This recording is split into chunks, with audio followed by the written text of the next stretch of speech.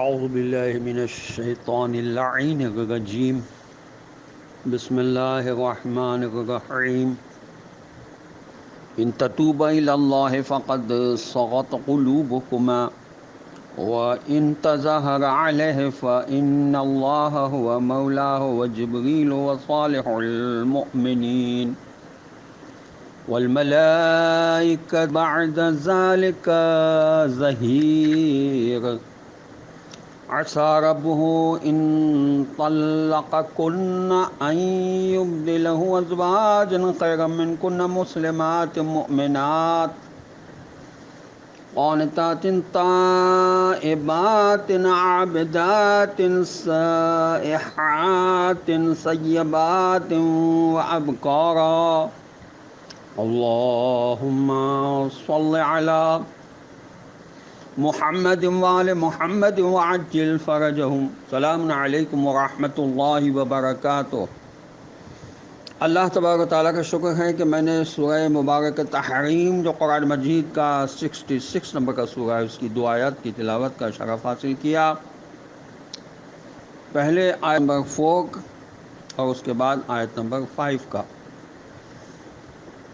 آیت نمبر 4 کا ترجمہ یہ ہے، اللہ فرما رہا ہے اپنے رسول سے، اب اگر آپ کی دونوں بیویاں اللہ سے توبہ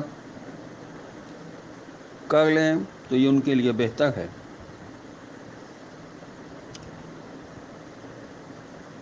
بلکہ دونوں بیویوں سے اللہ کا خطاب ہے کہ اب اگر تم دونوں اللہ سے توبہ کر لو تو یہ تمہارے لیے بہتر ہے، کیونکہ تم دونوں کے دل ٹیڑھے ہو گئے ہیں۔ اور اگر نبی صلی اللہ علیہ وسلم کے مقابلے پہ تم نے ایکا کیا تو پھر جان لینا کہ یقیناً اللہ بھی ان کا یعنی حضور صلی اللہ علیہ وسلم کا مددگار ہے، اور جبریل و مومنین کا وہ فرد بھی جو بالکل نیک صالح ہے، یعنی حضرت علی علیہ السلام، اور اس کے بعد تمام فرشتے بھی ان کے ساتھی مددگار اور پشت پناہ ہیں۔ علامہ شیخ الاسلام عثمانی میں لکھا ہے کہ یہ جو پروردگار عالم کا فرمان ہے کہ اگر تم توبہ کرتی ہو تو یہ توبہ کا موقع ہے، کیونکہ تمہارے دل زیادہ عدل سے ہٹ کر ایک طرف کو جھک گئے ہیں۔ عائشہ اور حضرت حفصہ سے ہے۔ غرض متفقہ طور پر آیت خطاب ام المومنین حضرت عائشہ اور ام المومنین حضرت حفصہ سے ہے، کیونکہ ان دونوں کے طرز عمل سے حضور صلی اللہ علیہ وسلم کو سخت تکلیف پہنچی تھی۔ علامہ علی نقی صاحب نے اپنی تفسیر فصل الخطاب میں لکھا کہ مولا کے معنی مالک سرپرست کے ہوتے ہیں، مگر کیونکہ یہاں خدا کے ساتھ جبریل علیہ السلام اور صالح المومنین یعنی حضرت علی علیہ السلام کا نام بھی لیا گیا، اس لیے یہاں مولا کے معنی مددگار کے لیے جانے چاہیے۔ حضرت ابن عباس سے روایت ہے کہ حضرت عمر فرماتے ہیں کہ مجھے معلوم ہوا کہ اس قصے کے بعد جناب رسول خدا صلی اللہ علیہ وسلم نے سب بیویوں سے کنارہ کشی اختیار فرما لی ہے، اور مشربہ ام ابراہیم نامی مقام پر ٹھہرے ہوئے ہیں۔ میں آپ صلی اللہ علیہ وسلم کی خدمت میں حاضر ہوا اور عرض کی کہ یا رسول اللہ صلی اللہ علیہ وسلم، کیا آپ صلی اللہ علیہ وسلم نے سب کو طلاق دے دی؟ فرمائے نہیں، میں نے اس کی آیت نمبر 5 کا ترجمہ یہ ہے، بہت ممکن ہے کہ اگر نبی صلی اللہ علیہ وسلم تم سب بیویوں کو طلاق دے دیں تو اللہ انہیں ایسی بیویاں تمہارے بدلے میں عطا فرما دے جو تم سے بہتر ہوں، جو سچی مسلمان ہوں، ایماندار ہوں، اطاعت کرنے والیاں ہوں، توبہ کرنے والیاں یا خدا سے رجوع کرنے والیاں ہوں، عبادت گزار ہوں، روزہ دار ہوں، چاہے شادی شدہ رہی ہوں یا کنواری۔ تفسیر صافی میں لکھا ہے کہ یہ خطاب ام المومنین حضرت عائشہ اور حضرت حفصہ سے ہے۔ مطلب یہ ہے کہ تم دونوں سے ایسی باتیں سرزد ہوئی ہیں کہ جن کی وجہ سے تم پر توبہ کرنا واجب ہے۔ تمہارے دل اطاعت الہی سے ہٹ گئے ہیں، کیونکہ تم پر واجب تھا کہ جو بات رسول خدا صلی اللہ علیہ وسلم کو پسند تھی وہی کرتی۔ حضرت ابن عباس فرماتے ہیں کہ میں نے حضرت عمر سے پوچھا کہ وہ دو عورتیں جو رسول خدا صلی اللہ علیہ وسلم کے خلاف کی مددگار تھیں کون تھیں؟ تو حضرت عمر نے فرمایا وہ عائشہ اور حفصہ تھیں۔ یہ تفسیر صافی اور تفسیر مجموع البیان میں لکھا ہے۔ تفسیر فصل الخطاب میں علامہ نقی صاحب نے لکھا کہ یہ راز بعد میں فاش ہو گیا کہ ان دونوں خواتین نے سازش فرمائی تھی تاکہ پیغمبر صلی اللہ علیہ وسلم اس زوجہ کے پاس نہ جائیں جنہوں نے آپ صلی اللہ علیہ وسلم کو شربت پلایا تھا شہد کا۔ اس کے معلوم ہونے سے حضور اکرم صلی اللہ علیہ وسلم کو بہت رنج ہوا۔ بخاری شریف میں روایت ہے کہ پیغمبر اکرم صلی اللہ علیہ وسلم اپنی زوجہ زینب بنت حجش کے پاس جاتے تو وہ آپ صلی اللہ علیہ وسلم کو شہد کا شربت پلاتی تھیں جو آپ صلی اللہ علیہ وسلم کو بہت پسند تھا۔ یہ دیکھ کر حضرت عائشہ اور حضرت حفصہ نے مل کر یہ پروگرام بنایا کہ جب رسول خدا صلی اللہ علیہ وسلم ہمارے پاس تشریف لائیں تو ان سے کہیں گے کہ آپ صلی اللہ علیہ وسلم کے منہ سے مغافیر جو ایک بدبو دار گوند ہوتا ہے کہ معاذ اللہ بدبو آ رہی ہے، کیونکہ جناب رسول خدا صلی اللہ علیہ وسلم کو بدبو سخت ناپسند تھی۔ اس لیے آپ صلی اللہ علیہ وسلم نے فرمایا کہ آج کے بعد شہد نہیں پیوں گا۔ آپ صلی اللہ علیہ وسلم کو غالباً یہ خیال ہوا ہوگا کہ شہد کی مکھی نے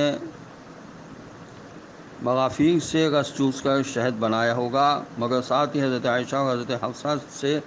یہ بھی فرما دیا کہ یہ بات کسی کو نہ بتانا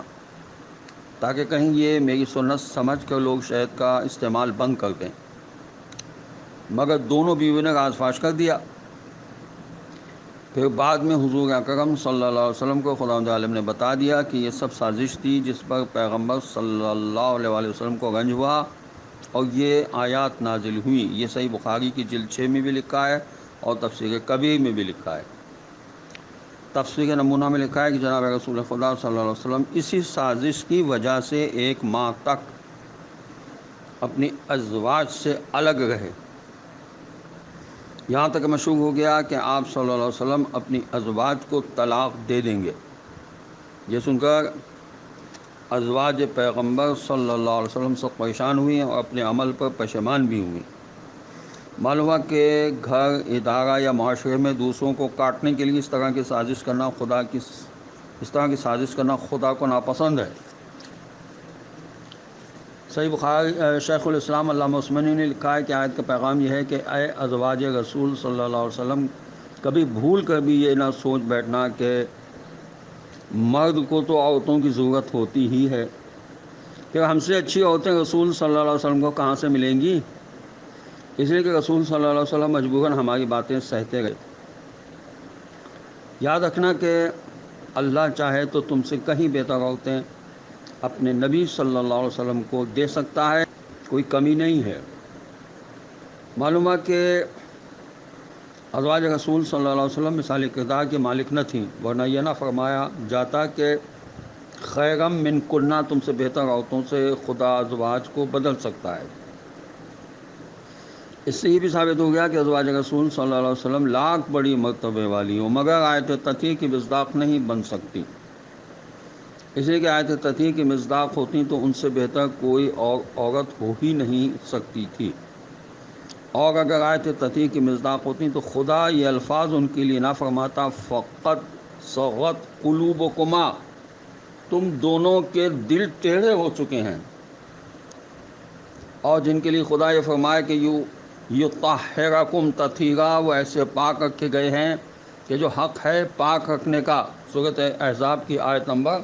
33۔ دلوں کے ٹیڑھ تو بڑی سخت نجاست ہے، بلکہ حقیقی نجاست ہے، پھر انہی ازواج رسول صلی اللہ علیہ وسلم کے لیے خدا یہ کیسے فرماتا کہ یہ ایسی پاک ہیں جو حق ہے پاک ہونے کا، یہ تو پھر تضاد بلکہ مذاق ہو جائے گا۔ اسے کم سے کم یہ بات ضرور ماننی پڑے گی کہ ازواج رسول صلی اللہ علیہ وسلم آیت تطہیر میں شامل نہیں ہو سکتی۔ جناب امیر المومنین علیہ السلام سے روایت ہے کہ جناب رسول خدا صلی اللہ علیہ وسلم نے فرمایا کہ دنیا اور آخرت کی تمام خوبیاں 2 چیزوں میں چھپی ہوئی ہیں، ایک لوگوں کے راز کو چھپائے رکھنا، اور نمبر 2 نیک اچھے لوگوں سے دوستی رکھنا، اور تمام شر دو چیزوں میں چھپا ہوا ہے۔ نمبر 1 رازوں کو فاش کرتے پھرنا، نمبر 2 شریک لوگوں سے دوستی رکھنا۔ وہ آیت سے سبق یہ ملا کہ کسی کے خلاف سازشیں نہیں کرنی چاہیے، کسی کو نقصان نہیں پہنچانا چاہیے۔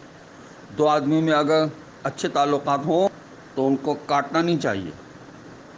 اپنے اوپر خدا کی حلال کی ہوئی چیزوں کو حرام نہیں کرنا چاہیے، بات بات پر قسم نہیں کھانی چاہیے، اور دل میں ٹیڑھ کجی کو جگہ نہ دینا چاہیے۔ خداوند عالم کی بارگاہ میں دست بدعا ہوں کہ پروردگار ہمیں قرآن پڑھنے، سمجھنے، اس پر عمل کرنے کی توفیق عطا فرمائے،